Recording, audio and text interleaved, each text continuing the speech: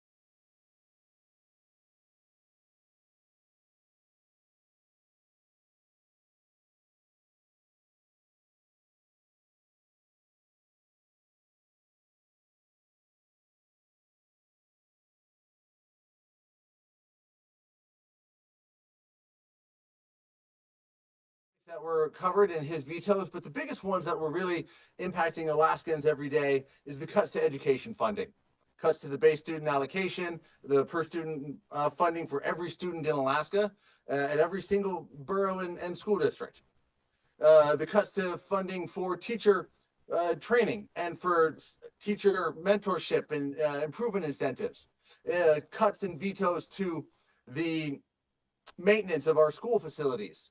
All this was done by Governor Dunleavy without having a press conference and without a press release. So we're here today gathered with mayors, Republicans, independent and Democrat mayors, school board members, business leaders, concerned teachers, and advocates and parents to make sure that we are available to answer questions, that the public hears from us about what these cuts are going to cause to our communities, to our lives, to our students and our families, and what it's going to do to our state as a whole. So I'm honored to start this off today, talking a little bit about what these impacts are going to do to Fairbanks and our community from North Pole to Esther, Salcha, Two Rivers, and everywhere else that's been feeling these pinches. I'm here at Pearl Creek Elementary School today for a very specific reason. The school was closed this year because of funding cuts from the state, cuts that have happened year after year when bipartisan legislatures from across the state have come together to support bills that permanently increase the base student allocation, only to see vetoes in past years. We saw that again this year, and again 46 legislators from every corner of this state came together to override that veto of the legislation by Governor Dunleavy that increased our that per student base student allocation up to by $700, the largest increase in state history. And then he vetoed that down to less than even he was bargaining when he would very rarely return to the table during session to try to negotiate and find a solution forward. That came without any accountability across Alaska. That's a $5.2 million cut here in Alaska, in Fairbanks Borough alone. And this year, our borough assembly and I increased education funding at the local level to record amounts by $4.7 million. And these cuts are going to result in an additional $2.5 million loss in revenue to our district. That's without any loss in enrollment. That's only his cut. That means our district has to go back and close more schools. Our governor says that he wants to see more charter schools open and more opportunities. Well, those discussions right now are happening about this school that was closed as a neighborhood school. We can't have that discussion because now our school board has to go back and dig itself out of another hole created by this governor with no answers of why he did it or how we're going to improve Alaska with those vetoes. We saw an $8 million reduction to the North Pole High School physical and capital improvements. We were working here locally on trying to do that ourselves and what a path forward is for ourselves, and we solved it. And then the legislature increased funding for statewide maintenance. But now that's cut by Governor Dunleavy, and we're going to have to fund that on the backs of taxpayers here locally. Every single time the governor has made these vetoes, it falls on the back of local taxpayers. We've got 3 mayors that have to pass our budgets every year on revenue we have. And when we need to do new things and live within our means, we do. The legislature passed a budget with $50 million surplus, and now we're seeing that bipartisan work that they did devastated by these cuts. We saw the governor cut $500,000 for teachers to go get their national board certifications, improve their teaching. How is that cut going to support our student learning? We saw another several $100,000 reduced for teacher mentorship. We've got J1 teachers coming from all around the world into our districts that need that mentorship and that support to give students the lessons they need in class to effectively learn and improve those test scores. That was vetoed out. How is that going to help our state and our students succeed? Our state has been struggling with this issue, and our legislators have come together undeniably to make strides together. And we see this lack of accountability in vetoes like this with no press conference, no press release, only a short video released ahead. So I'm honored to be here today with mayors from across the state to talk about what it's going to do to our communities, how we plan ahead. And with that, I'm going to pass it off to Mayor Suzanne LaFrance from Anchorage to talk about what it looks like from her perspective there. And from there, we'll go to another mayor in the Kenai Peninsula and we'll move forward. Thank you, everybody. And I look forward to seeing you at the end of this. Thank you so much, Mayor. And I'm happy to be here with all of you, but I'm also not, because the reason why we're gathered is obviously a really frustrating one. And I want to just start by saying that I am the proud product of our Alaska public schools and the mother of 3 children who are almost all the way through our Anchorage public schools. And a big reason why my husband and I decided to live in Anchorage was largely because we have had great schools here and wonderful educators. A quality public education system is the bedrock of a thriving community, and we all know this. As mayor of Anchorage, I want to ensure that each and every student, regardless of their zip code, has strong, well-funded neighborhood and public charter schools, staffed with dedicated educators who are offering robust programming like after-school sports and our world-class immersion programs. This instability of education funding means we continue to send teachers pink slips year after year. And this leads them to look at career opportunities, not just outside of Anchorage, but outside of Alaska. People who are looking to move to our community are forced to wonder if their kids will have access to a good education. And we are very concerned about the outmigration. And I know that this is not just a concern of people who are thinking about moving to Alaska, thinking about moving to Anchorage. It's a concern that I hear from families who live here.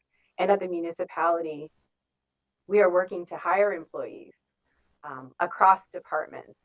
And they need to know that they can count on our public school system. Anchorage and Alaska, we need our high quality educators. We need our support staff to be there for our kids. We need to attract more people to our community by highlighting, what a great place Anchorage is to live and raise a family. Public schools are the foundation for the robust economy and workforce that we want to build as well. And that investment that we make today, it pays off for decades. And let's not shoot our future economy in the foot here. And so, again, I'm happy and proud to be here with all of you, but I wish this wasn't the topic before us. And, whatever we can do to support our educators, to support our schools. We here in Anchorage recognize how critical this is, not just to our community, but our entire state. So thank you all for the work you do, and thank you for being here. All right, we'll go next to Mayor Michicki of Kenai.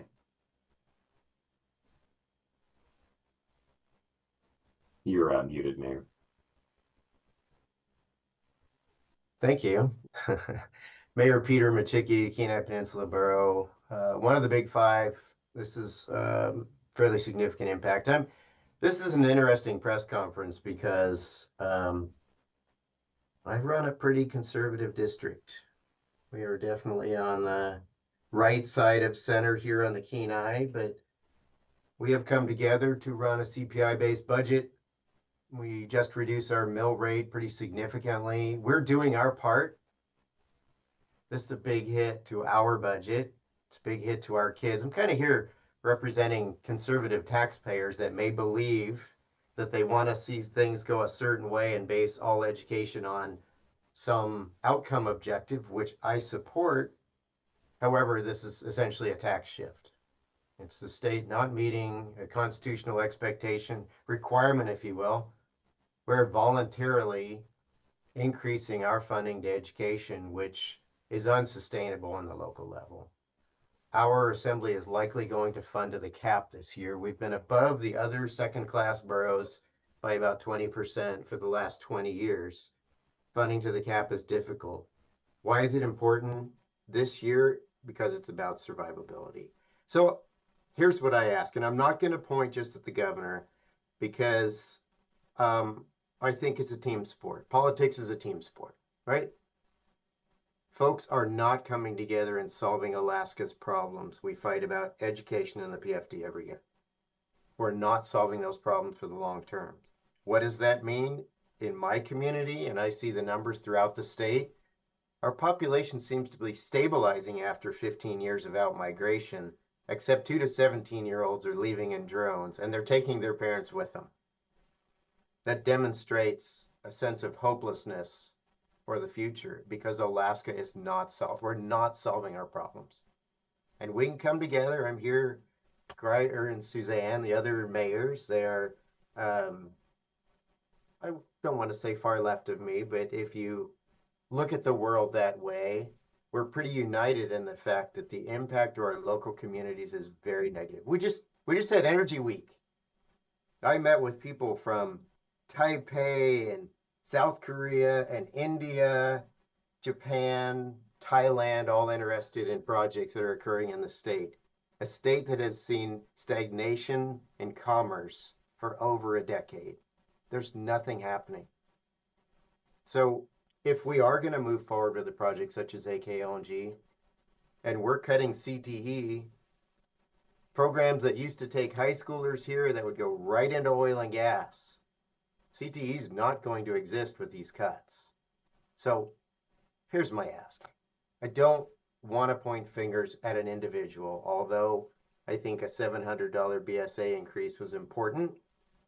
I want those that are the policymakers in our state to come together with solutions for education. So let me tell you how I look at it locally. Our road service area, right?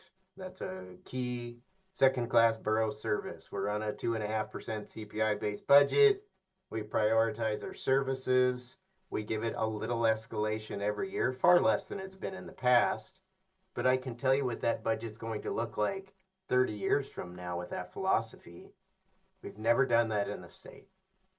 And when we made all the cuts, when I was in the legislature back in 13, 14, 15, education wasn't cut then, but all those other state departments have come roaring past them on escalation, while education has remained relatively stagnant. So here's my ask. Let's separate the business of education, the funding of the business of education, where we've seen all that escalation, the buildings, the utilities, the books, salaries, from outcome-based objectives. That should be a second tier of education funding. But you have to have the basics. You can't operate on dollars from a decade ago forever. None of the other departments have. a lot of those state departments have outcome challenges.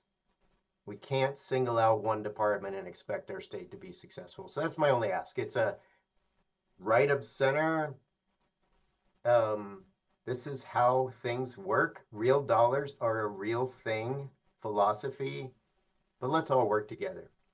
It's not too late for this year for a legislature to re-engage, for a legislature to sit back down with the executive branch, discuss what long-term, what today's dollar should look like and what long-term could look like over time. But no forward progress in over a decade is an absolute failure of our state government on meeting those constitutional requirements. So pretty positive guy. This is difficult.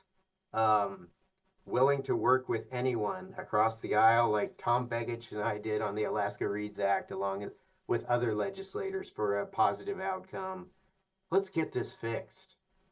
Having the same fight every year, if it were a marriage, someone would be sending a check to the place where they used to live on a monthly basis, right?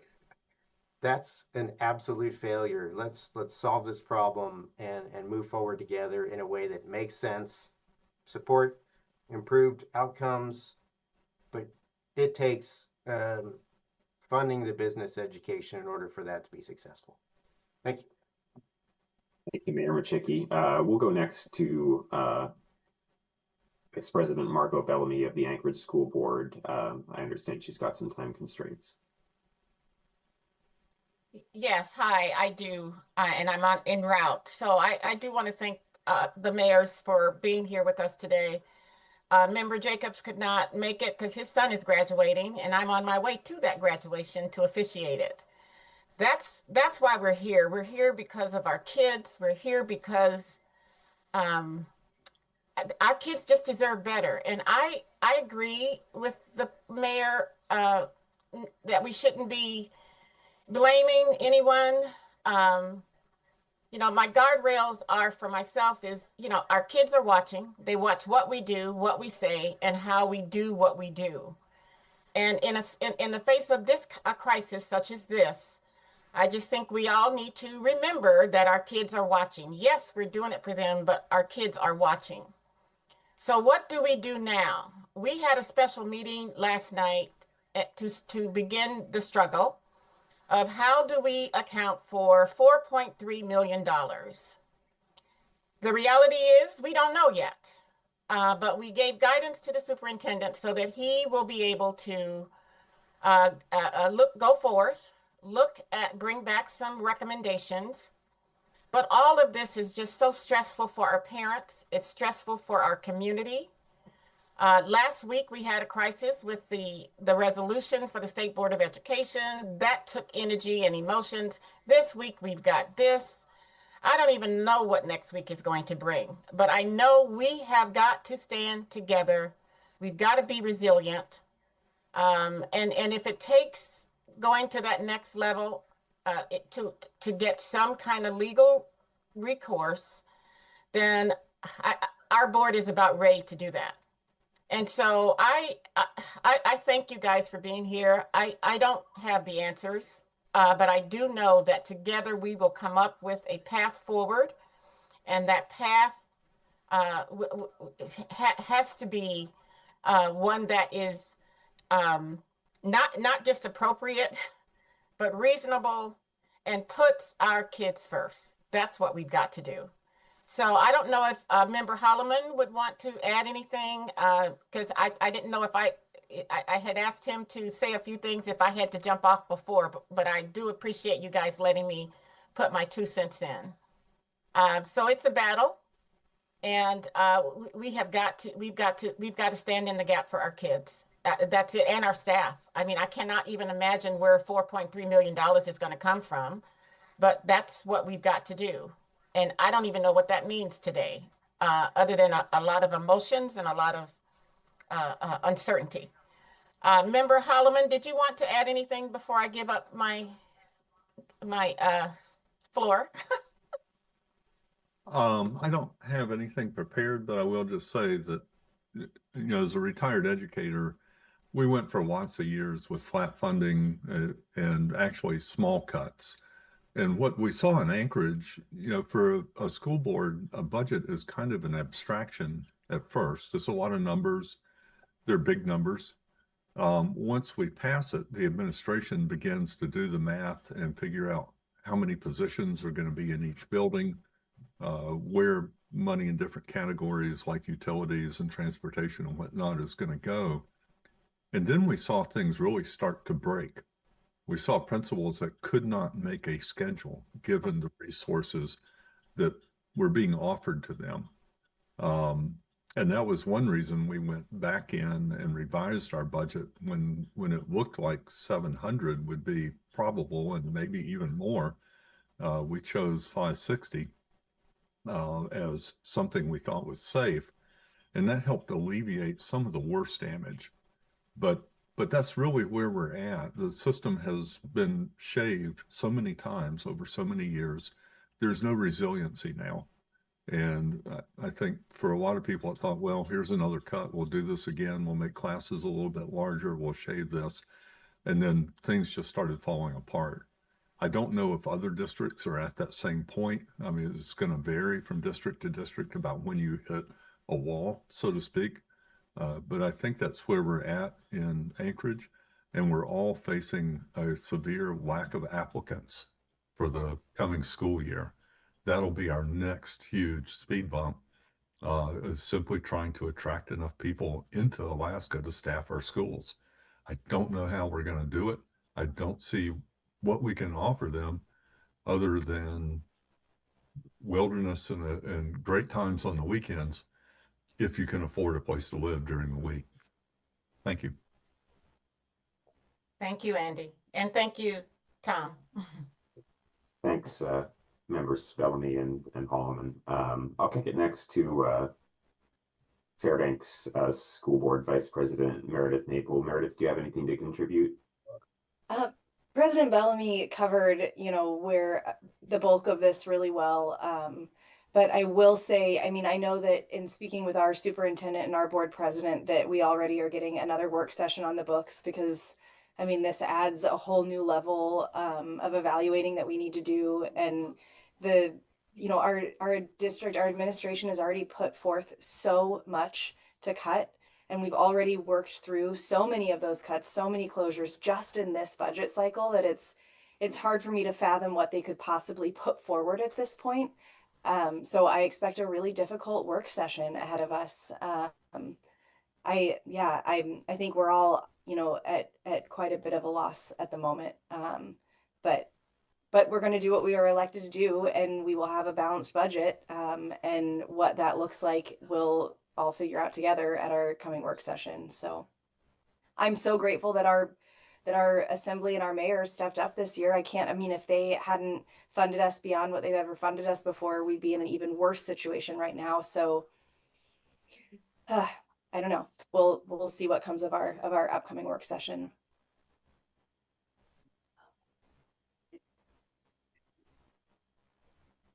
We can go next to Penny Vodla of the Kenai Peninsula Borough School Board. Penny, if you've got anything to say. You are muted, Penny. Okay, my fingers are slow today. So I just wanted to thank you, Tom, for putting this forth and for providing this opportunity for us on the Kenai Peninsula Borough School District. I know everybody knows us. I work really closely with Margot and Fairbanks and Juneau and whatnot, and the smaller schools too. We have 42 schools on the Kenai Peninsula Borough. We have close to 9,000. I think it's 8,546 now. It covers 26,000 plus square miles. It serves 21 diverse communities. It's not always easy to get to some of those communities. We have many positives in the Kenai Peninsula Borough schools, and one of them I just stated is the variety of schools that we provide. We also provide a quality education. We have great staff, and we're losing those staff on a regular basis, and it's painful. Sometimes it makes me feel so pained that I don't know what I'll do, because I have been in education since well, this is probably going to give away my age, since the late 70s. And to me, the education of our schools, our students, is the most important job we have in the state from my perspective. We have done, like I said, some great things. We have a quality education. We have supportive programs for students. I was part of the work with the READS Act in our own school district. Our schools are powerful. Our students are really, many of them are very successful. We have a great, hopefully we can keep it, a CTE in our district. In somewhat the larger villages, but areas, but it's actually being used in many of the other schools in our state. I think we make a positive impact on our students. I retired in 2006 and I taught at the university down here in KPC for a while. I still have kids who come up and hug me, and I'm like, this is awesome, because when you have an impact on a child, you have an impact on them for the rest of their life. And hopefully all teachers give positive impacts. Our students, their reading skills are really successful with the READS Act. We've really made a really strong, we have a good success rate. We don't have all the kids, but we have a really good success rate. I think we need balance. I think we need support from the state. When I look at the document in front of me, and we have been meeting, our meetings have been so often and so long, but they're for a good, positive, hopefully, goal that we're trying to achieve. We just closed a small school because it lost a lot of its students in that area, that particular school. But we were looking at closing 9 schools. And so those students would go to Soldotna or wherever, and the schools there would get larger. And so some of them can support that, some of them can't support that. But when you're teaching the elementary education, and I did not teach at the elementary level, but I did work quite closely in my school where I taught for many years with the smallest students in a reading program that the high school seniors wanted to do, which I thought that's pretty cool that they wanted to do that. And so that positive impact that we made then, we're not able to make now because we don't have enough teachers and enough people to support that. And we're losing those teachers. So when I looked at the schools we were closing and the impact that they might have, and what we were cutting, we were in this, we called it the budget reduction scenarios. And we've been going through those scenarios for the last, several months. And, we have 3 different levels of this is what we might get, but we hope we get that. If we get this, if this is what we lose, we're closing theaters, we're closing library aides in some places where that means that library in a small school will close down. So the impact is on larger schools that might become larger without the capacity to put more students in that building. But the impacts are also in smaller areas because they will actually lose their schools. And when you do that, you have to maintain and keep that building for 7 years. You have to support that. And so it won't be on us, and it will be on our borough. And I do need to say that our Mayor Machicki does support us, and he's been really positive, and we appreciate the work that he is doing and the assembly is doing, as well as the teachers and the students who are, the people who come to all our meetings. They're quite long. And I've also been involved with AASB, and I go and I attend their meetings because they give us the opportunity to do that. But now we think, can we really go to that? Can we really afford that? And, as a board of director, I hope we continue to do that. I do feel that our voice should be heard and we should be listened to, because we're the people that are in the areas that support those students and give them those opportunities. Because for me, every single kid matters. I don't care if they're tall or short. I don't care what nationality, what race they are. Every single child, and big kids don't want to be called children. They want to be called adults. So that's important to them as well. And I had a lot of other things to say, but I think there are probably other people that would like to speak. So, Tom, I really appreciate you setting this up, and I appreciate all the people who are here and are interested in supporting our education, helping our students prepare them, and hoping they go to a college or they go and do it into the trades. My son, who went into the trades after I wanted him to go into college, makes more money than me as a commercial electrician. And I love that we can give them opportunities that support them, build them, and give them hope. So thank you. And I'm going to stop there because I might go on for too long. Thank you very much. I appreciate being here. Thanks a lot, Penny. And we've just got a few more folks to speak before we kick it to questions. Rosalind, Jacqueline, and Jeff, if maybe you want to go in that order. Hello, my name is Rosalind Greggy White. I'm a teacher, I'm a mother, I'm your neighbor. And I'm sitting here today because of what is happening in Alaska, especially here in Anchorage. It is real and it is dangerous. The governor just vetoed 51 million from our schools. And I'm here to say this is not politics as usual. This is sabotage to me.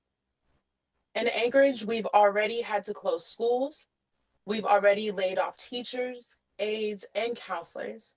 We've already watched class sizes grow, services shrink, and families start to give up hope.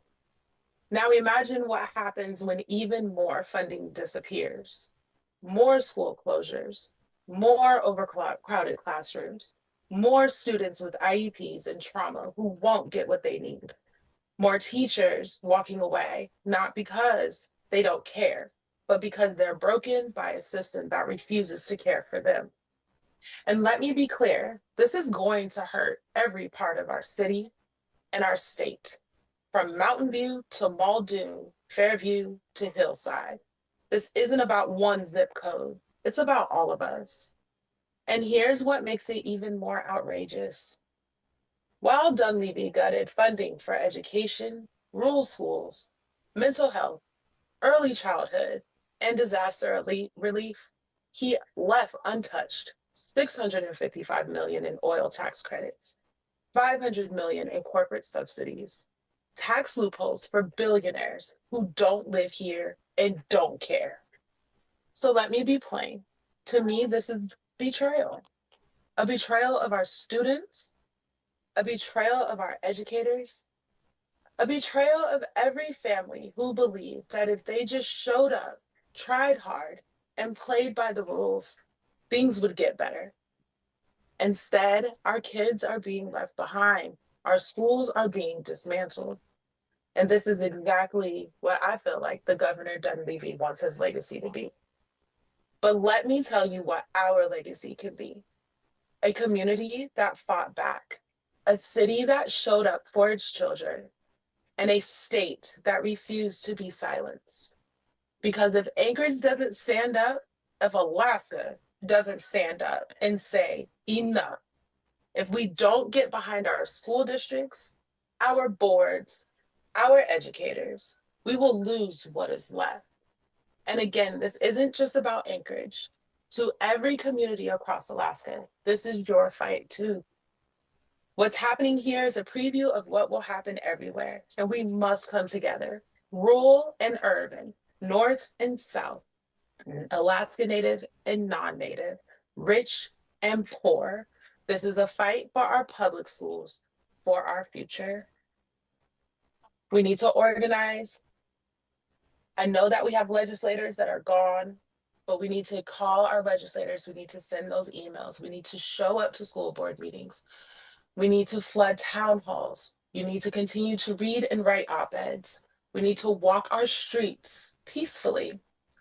We need to talk to our neighbors. We can vote to and we need to vote with clarity and courage, because when we don't show up, we lose more than funding. We lose our kids, we lose our communities, and we lose ourselves. We can't let that happen. So I'm asking you not just to care, not just to post about it, but to get up and show up. to say loud and clearly, because I am a product of public education, graduated in '03 from Diamond High School. We believe in public schools and we're not letting them fall. My oldest baby just graduated from Bartlett High School. I have four children with IEPs, 3 in elementary school, 1 in high school. They deserve the best education that is to be maintained adequately. That is what we're supposed to do. This is our moment. This is our responsibility. And I won't go down quietly, and I don't expect anyone else to. We have a lot of work to do, Alaska. Get up and let's do this work. Thank you, Tom. Rosalind. Jacqueline? Thank you, Tom. Thank you, Roz. I am here in Fairbanks, Alaska, as a parent and advocate for our education. Governor Dunleavy's veto of the 700 BSA increase, it's deeply personal for me and my family. My kids, Grier's at that, Bear Grier at Hopkins, at my kids' school, it closed in May, not because of low enrollment or poor performance, but because our district couldn't afford to keep it open. We said goodbye to incredible teachers and staff, and now we have to brace for more cuts. Before moving to Alaska, we lived in Arizona. We saw firsthand what happens when education is defunded. Class sizes of 35 to 40 kids, outdated materials, and burned out teachers leaving mid-year. That's not the future I want for my kids. That's not the future Alaska families deserve. This veto isn't about fiscal responsibility. It's about political priorities. The legislature passed the BSA increase with overwhelming bipartisan support. Parents, educators, and community members across the state demanded action. The governor turned his back on all of us. I urge lawmakers to get together and put our children first. Thank you. Thanks, Jacqueline. And finally, before we go to questions, Jeff. Thanks, Tom, and thank you everyone who's shared your powerful words today. Hello, my name is Jeff Ron. I have 3 kids in the Anchorage School District. Earlier this year, I helped organize a group of about 60 dads from across the great state of Alaska. And our mission is pretty simple. It's strong schools, strong students, and strong economy. My message today is simple. The failure to adequately fund public education harms all Alaskans. It harms our kids, and it harms our economy. Does this veto help fill the pipeline? No. Does the veto help increase resource development or help diversify our economy? No. Does this veto make Alaska more competitive for businesses or attractive to families? No. To the 46 legislators that stood for all Alaskans in May, let's do it again. And to all Alaskans that are enraged by what's just happened, I have 3 requests. Number 1, hug your kids. Number 2, thank their teachers. And number 3, let's go make some noise. Thanks, Tom. Thanks, Jeff. And I'll kick it to Mayor Hopkins here, who will open up questions. Thanks, Tom. Thanks, Mayor Machicki and Mayor LaFrance, and thank you to all the school board members from across the state. And, after hearing all of those stories, one thing I heard that was really powerful was the work between the different local boards and their mayors, how those legislative bodies partner with their mayors to solve the problems and move their communities forward. And that's what Senator Machicki, or Mayor Machicki, asked for the governor and the legislature coming forward, because for years we've been fighting this issue and the dividend.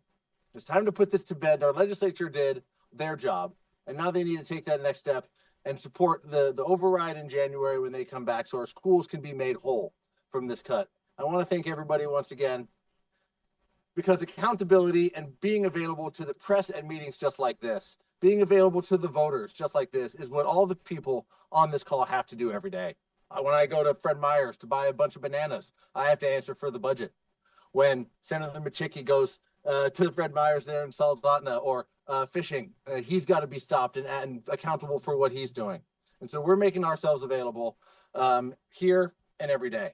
And that's what's important in terms of building our community and partnering with our borough assemblies, and our school boards to solve those problems that we're seeing locally that fill the pipeline, as Jeff said, that support our teachers, like Jackie said, and allow conversations to happen because funding is there, our students are supported because they have what they need, and we can keep our neighborhood schools open or have conversations for charter schools just like this and move forward in tandem the policies that people want to see to improve outcomes. Legislature made those strides, we make those strides locally, and now we need to see that from the governor, and he failed that yesterday. So thank you, everybody, and now we'll make ourselves available for questions. All right, we'll go first to Iris Samuels of the ADN. Thanks, Tom. My question is for all of the mayors and the school board members who are online, and it's about what lawmakers are saying now, which is that they will attempt to override this veto when they return in January. I'm curious if, from your perspective, that gives you confidence to not make changes to your budget, or if you still intend to adjust your budgets in order to sort of match this reduced funding in line with the governor's vetoes. I'll take a stab at that first.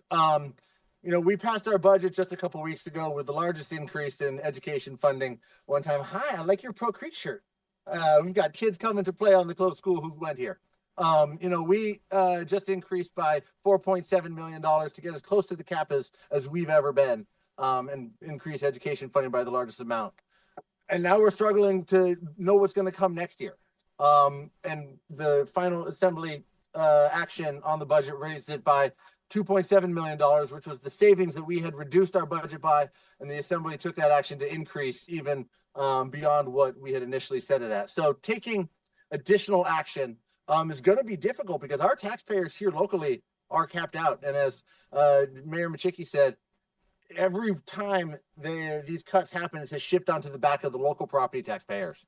And I have all the incentives I can come up with in terms of policy to get new construction and raise our revenue cap.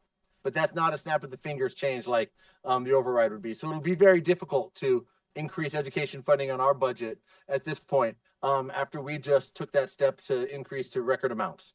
Peter, do you have anything you'd like to add? I have no faith.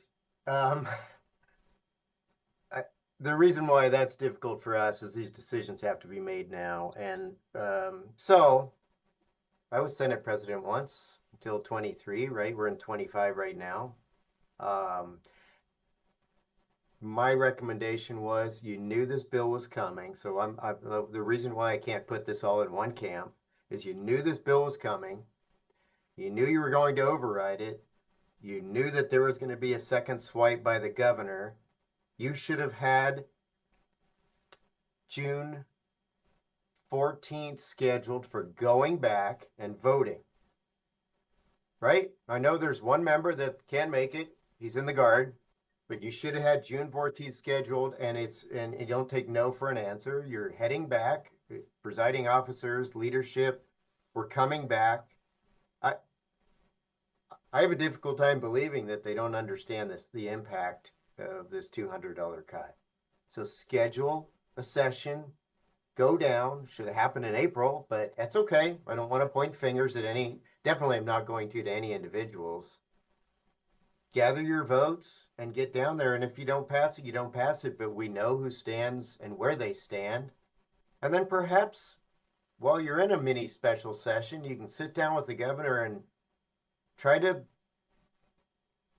define what cooperation looks like. What it sounds like when two bodies need to come together and make both sides equally unhappy, right? That's kind of the definition of success in politics. We want both sides to be equally unhappy. You can look at that another way if you're a half full kind of person, but then there's the reality of politics. We can't do this every year. And we are, and I'm not sure why Greer used bananas, but that's an interesting word choice. I will tell you, this is a fairly significant impact, and we can't even make a dent in what would be fully functional schools. I'm okay with closing schools because we have to consolidate. We have less students, but local taxpayers know this.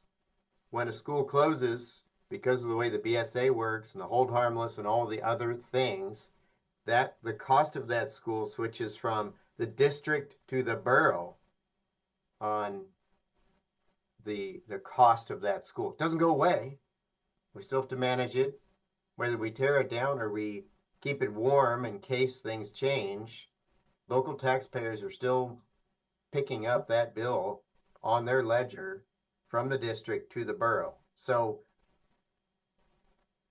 I'm not sure that everyone understands the impacts. And again, I wasn't that $1,700 increase BSA guy. I was the survivable 700 today, holding education's feet to the fire on how to live within their means as well. 500 is the $200 BSA hit by the veto is problematic, even for those of us that are on a very conservative side of the aisle here on managing local education and local education costs. So yes, that is a note to the legislature. Gather your forces, schedule a meeting. January doesn't help. We've got to make those cuts anyway. We can't take a leap of faith on what programs would look like if you were able and capable of passing a $200 increase in January. All right, we can go next to Will Courtney of Alaska's News Source. Hi, Tom. Thanks for setting this up. I wanted to ask a little bit about what's coming up next, right? With this budget being signed, with this plan, the vetoes going into place, what's the solution or the fix that that you're advocating for? And this question goes to the mayors or anybody else.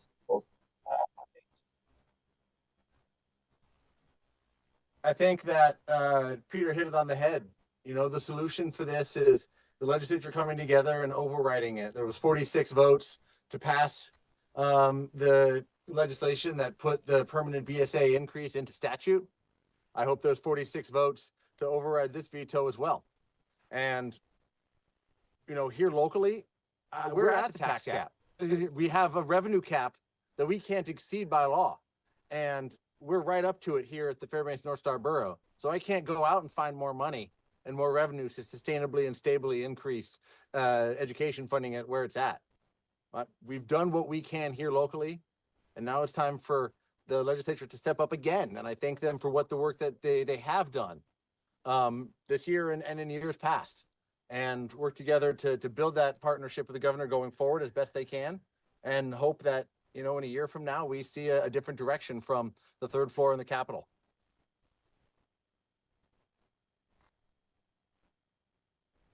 You probably don't need us to answer every question, but I talked earlier about a concept of a two-tiered approach. One was the funding the business of education. So when I say that, and when I talk about separating the outcome-based objectives, it may make people realize that if they tried to run a business on the cost of running a business in 2017, I would challenge someone to run a business on the cost of running a business in 2022, right? We've seen pretty significant escalation. So you have to say, all right, what are the buses, the books, the buildings, the utilities, and the maintenance? What has happened with those costs? That is our constitutional requirement on funding that level of operation, okay? And that is not a consistent line. Again, I ask you to look at how all the other escalation in all of the other departments have escalated since 2017. Some are 50% escalation, right? Some of them are departments the administration doesn't particularly like, right? But still, you see that escalation. There's obviously something personal when you see a fairly straight line. So separate the business of education and let's put programs in place that reward the improvement of outcome-based objectives that I agree with. We can do better. We must do better. But you got to be able to fund the existence of education in order to have a second tier that rewards a better outcome-based objectives. And we're lumping them all together, which ensures the failure of the first category. And that doesn't work. I agree with you, Peter. Sorry to jump back in. You know, when we're writing budgets here as the mayor, we look at what those escalating costs are every year. Utility costs here in Fairbanks and the cost of energy escalates every year and increases.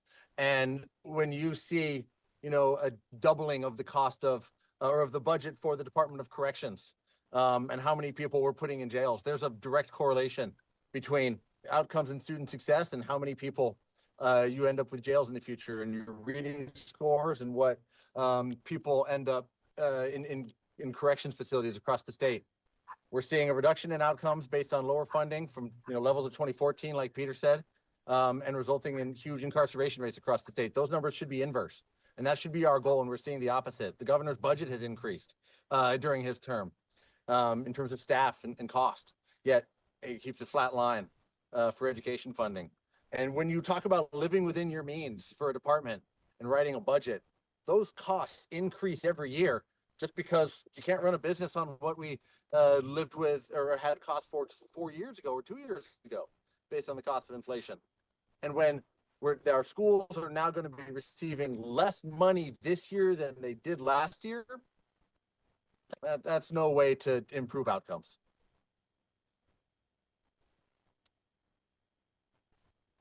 Thanks, Mira. Penny, you had something? You're muted still. Yes, I did have something. I agree with both Peter and with Greer. What I agree with Greer is that you have to have the funding there that supports the outcomes that you desire. If you continue to take that funding mechanism back, and the legislature, with the pressure that they're getting, they have to continue to look at that as well, then I think you will not have the positive outcomes that you desire. It takes a lot of work. Not everybody is an A student. Not everybody is an F student, if you want to look at that from a really easy perspective. Each child has an individual goal. Each child might have an individual stress level, or they might also have not the ability to have a very supportive family. So we need to look at each and every student to provide a successful rate for them as well. And so I understand what we receive, and I understand that the inflation has gone way up, and it would be nice if the legislature could get back together and make a solid, we want this to work and we want it to be positive. And I know we're getting close to time, so I want to give other people the opportunity, but those outcomes, you have to have the people who can do those. When you get rid of those people, you don't have those outcomes. Thank you. Thank you, Penny. We can jump next to Corinne with the Beacon. Hi, thank you. Corinne Smith with the Alaska Beacon. There's been discussion about certain groups bringing a lawsuit, an adequacy lawsuit. And so wondering how you all are thinking about that, if districts are planning even to participate. Could you respond to that one? I've heard a little bit about that lawsuit, nothing in specific detail. It's a crisis for our state, and that's why we're all here today. And so all hands on deck is what we're going to need to solve the solution. And if that's what it takes, that's what it takes.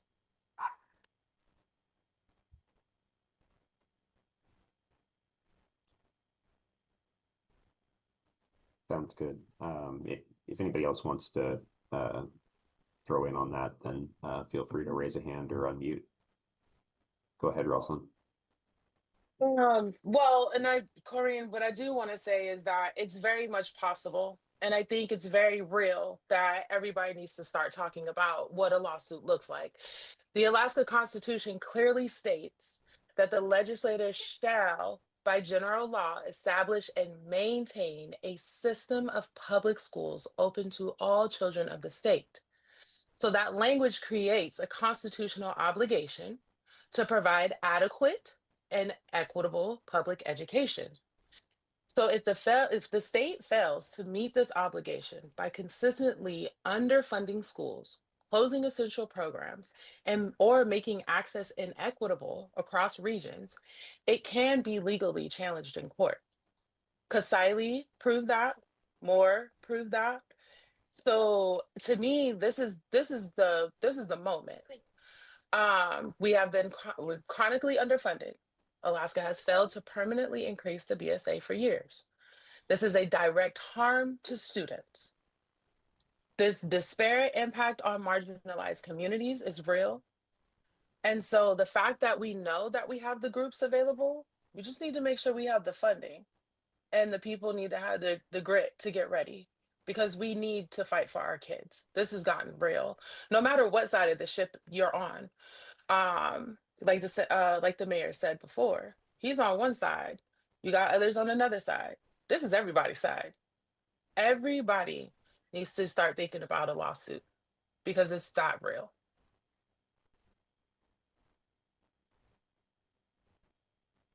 All right, sounds good. Let's go next to Alex with Alaska's News Source. Thanks, Tom. Alex Bengal, Alaska's News Source. Have there been at this point any conversations in your respective school districts, with school district leaders, local legislators, with the state legislature? And how are those going? Is there any indication of what will happen on the legislature's side in the coming weeks and months? You know, with these vetoes coming down just yesterday, we haven't had an opportunity to talk in detail about it. We heard from our school board members last night at our Fairbanks Borough Assembly meeting that they're going to be meeting here. I want to say it's next week for a special meeting to give some guidance and figure out what they're going to have to do to close that $2.5 million hole. But like Mayor Machicki said, this is happening right now to us. We're going to have to figure out what we do going forward. And we should all join together with opportunities like this to encourage the legislature of all the different bodies to come together in a special session and override this veto. January is a long way away. It's better late than never, but we need to make sure that we can take action as fast as we can. And I'll certainly be getting on my phone and hitting the streets to urge our legislators here in Borough, in the interior delegation, to override the veto. Yeah, I've been in regular contact with legislators throughout this whole process, and again, encouraged a little bit more of a forward plan, but that's just kind of the way I do things. I will reach out since the vetoes. I've chatted with a couple of our local legislators, but I'll reach out to leadership and try to encourage a plan. That plan, so I'll just combine this with the lawsuit discussion. I'm not a courtroom guy.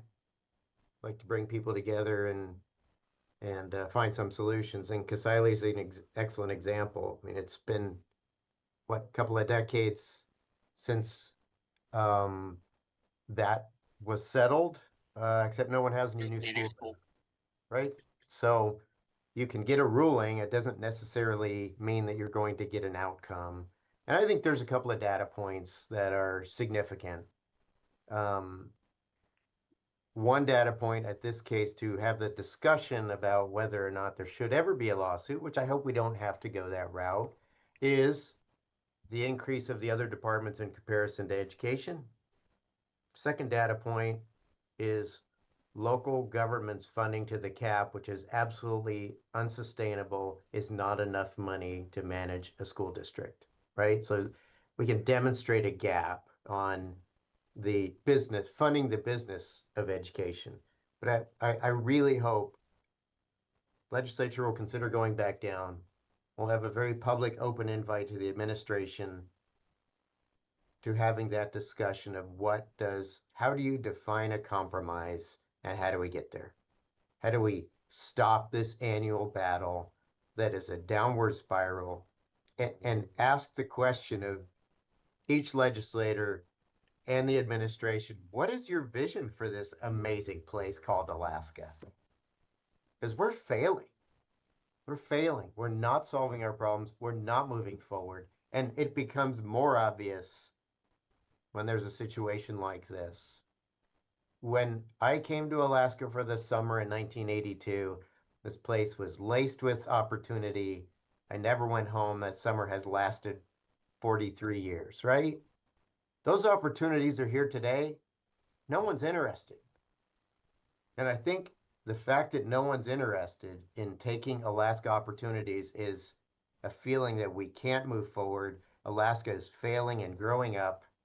And there's not a lot of faith that we're going to be able to solve our problems and move forward. So it's going to take that group coming together, pushing for a meeting of the minds and compromising on a solution. I hope that it ends up with that level of funding, but I also hope that it solves the problem for the longer term. Thanks, Mayor Machicki. We can go next to Iris with the ADN. Thank you. I had another question for you, Mayor Machicki. You mentioned that you're really hoping that the legislature and the governor can come together over this. And we've heard from legislative leaders that they really put in an effort to do that this session, and it didn't yield the results that they hoped for. I'm wondering if you can share what you think was the sticking point there, and what might be different if they try to come together now, or what you might be hoping for. You know, I appreciate that question. You know, politics is a team sport, and this team has not functioned well. Everybody wants to be a star, and I'm one of those guys that has a tendency to recognize that it takes both sides to fail, and it takes both sides to succeed. There's been a little poking on the legislative side. There's been an unrealistic philosophy on the administration side. Those two sides need to come together. But we have charter schools. We support charter schools on the Kenai. We support our homeschoolers on the Kenai. We have open enrollment on the Kenai. We have a very highly functional, as people often say, we're the best of the worst on the Kenai on our outcomes. We do a very good job with our students. My children are remarkably successful after going through our public schools, but there just has to be an agreement to actually come together and not ridicule some of the simple asks on both sides. One being the adequate funding, one separating the funding the business education from how to incentivize better outcomes. Those conversations are not having, and you hear a little bit of that on this call. And everyone's been great. But guilt does not get the right side of the aisle to respond. And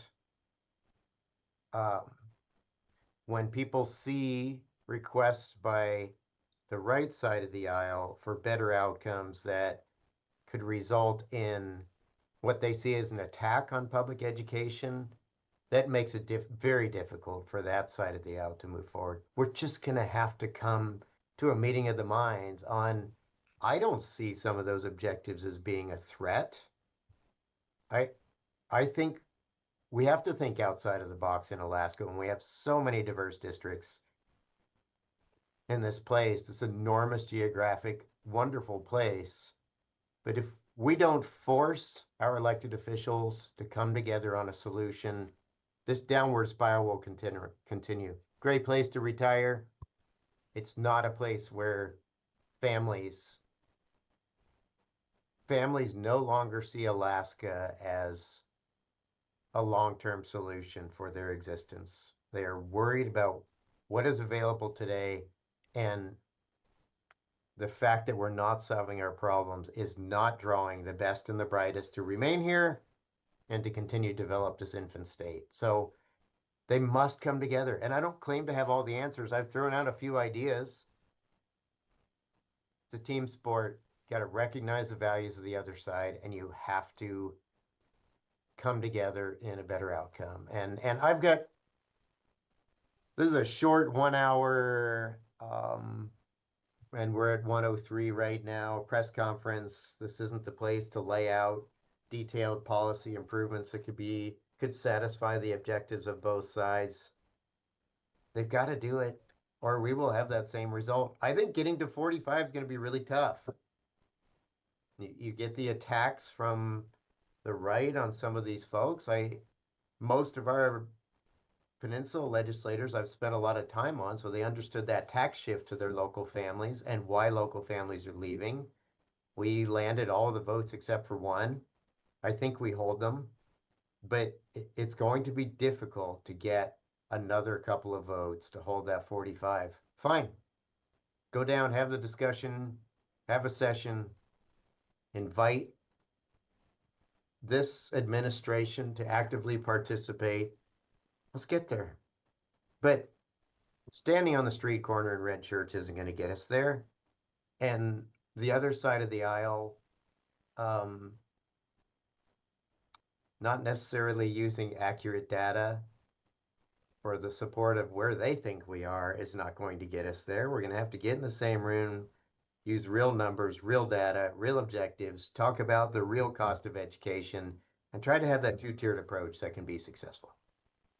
You mentioned that you expect there to be some voices from the right trying to persuade lawmakers not to vote to override. I'm curious, you also identify as someone who represents a conservative district. Do you feel like you have sway in talking with lawmakers, trying to convince at least those who voted in favor of the most recent override to hold their ground? I was very active in the last override. I was hoping we didn't have to have another discussion. I will remain active in that effort. And I don't support a significantly higher BSA increase. $700 is survival. Did I answer your question? Yes, thank you. Thank Thank you for being available today. Appreciate it. All right, we're getting close, I think, to kind of our time limit for everybody here, and I do want to be respectful of that, but let's finish with the two folks who do still have their hands raised. We'll go to Corinne first with the Beacon. Thank you. Yes, I was hoping you could also, that district officials could also speak to the potential federal funding cuts from the U.S. Department of Education, and maybe how you're looking at those, whether potential grants have already been cut or potential further cuts to grant funded positions or programs, and just speak to the federal funding side.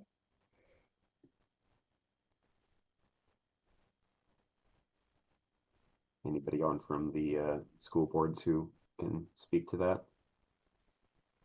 I'll comment real briefly, and I'm really just commenting as a board member and not on behalf of the Anchorage School District in any way. But that's just a whole nother area of uncertainty for us. I think we all expect there to be cuts just because there's so much disruption at the national level. It's unpredictable as to exactly what will go away, but we're pretty sure stuff is going to go away. Obviously, falling back on state government at the moment is not an option, and that complicates it. In Anchorage, our local municipality funds us to the cap. But also point out that there's an effort on behalf of DEED in state to limit what local governments can do. It seems a little focused at Anchorage right at the moment, and it's kind of puzzling. As Mayor Machici noted, there's a cost shift to localities when the state makes cuts, but then they're also trying to inhibit our ability to make up for those cuts. So it feels more like an attack than it is necessarily two sides that just aren't coming to the same terms. In talking with some of the rural legislators, they're very upfront about the fact that they feel like if they talk to their constituents, they'll say they want the PFD rather than school funding. And so I think the real coming together has to happen in a bigger picture.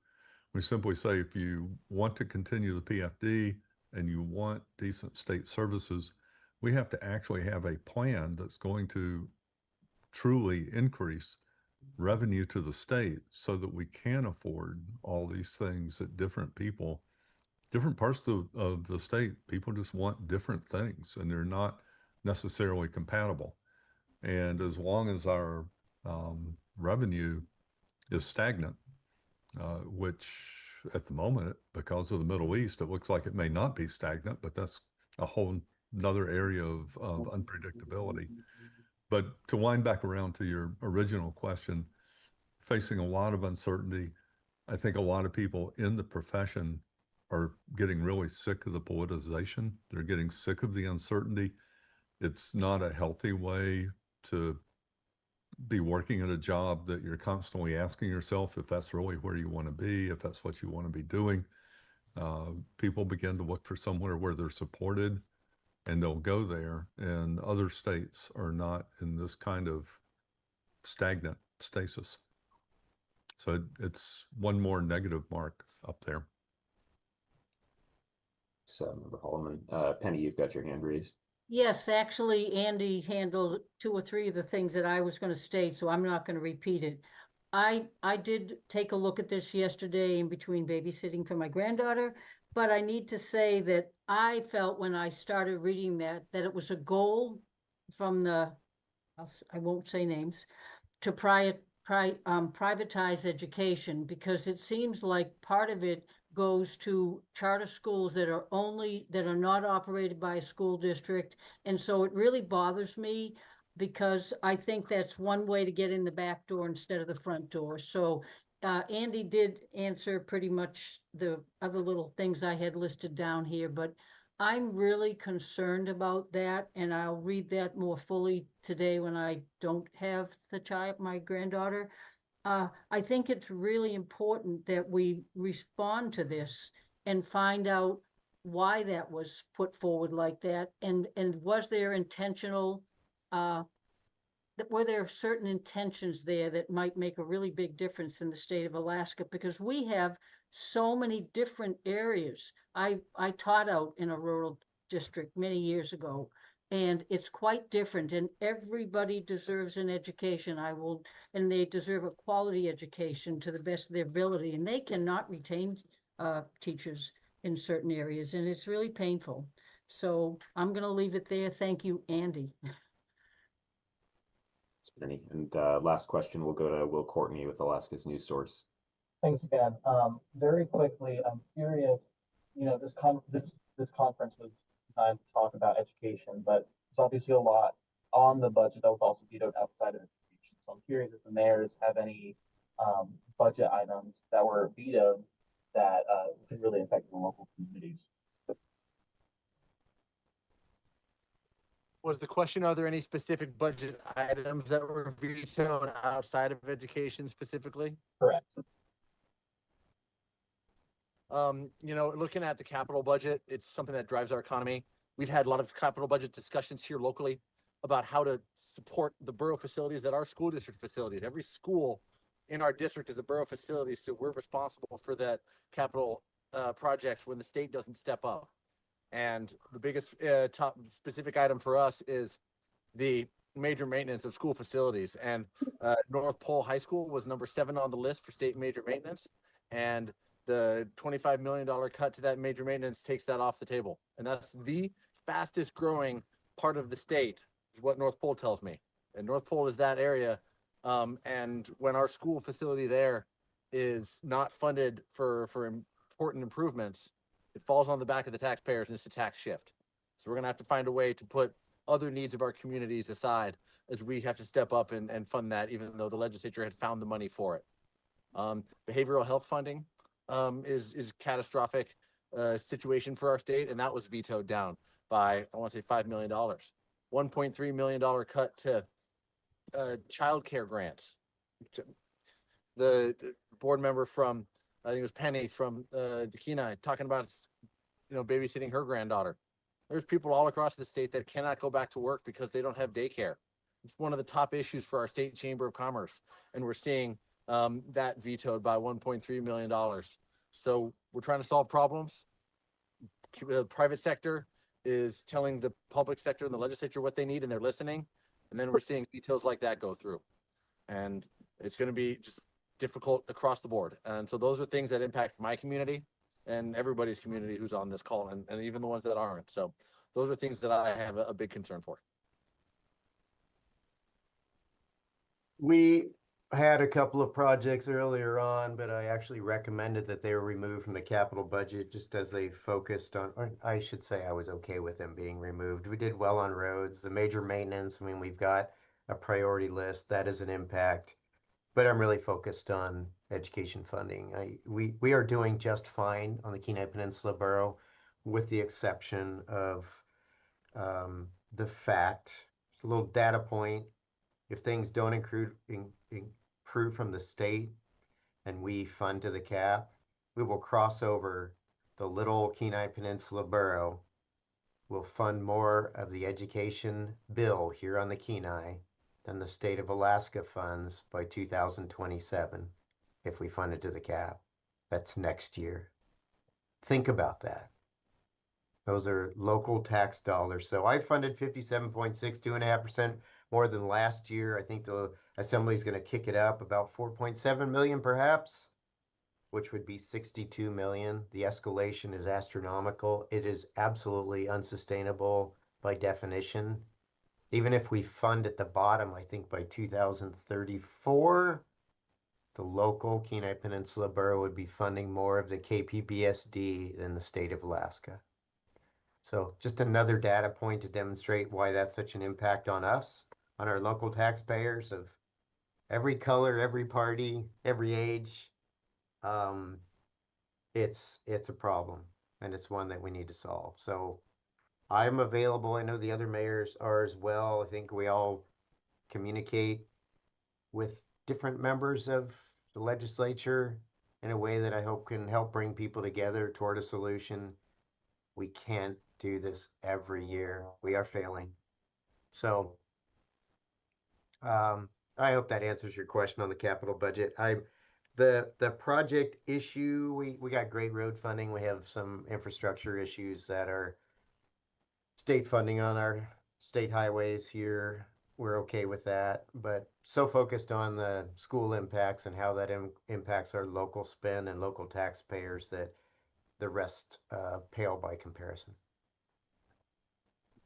Thanks, Mayor Machicki. And thanks to everybody who's on this call, both participants, mayors, school board members, parents, and all of the reporters who joined this on very short notice. This, you know, as you can imagine, came together very quickly, and we didn't have much time to put it together, but it's an important issue, and we wanted to speak on it and get as many people as we could to kind of share their perspective. So thanks to all of you. I'll be, I think, if you don't have my contact information, feel free to reach out. But I'll be available. I can get you in touch with other folks who are on this call if you need, you know, follow-up questions or anything like that. Thanks so much to everybody who participated.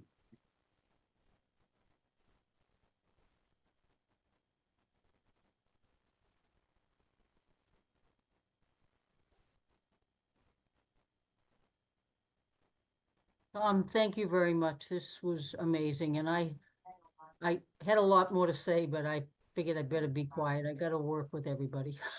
Thank you.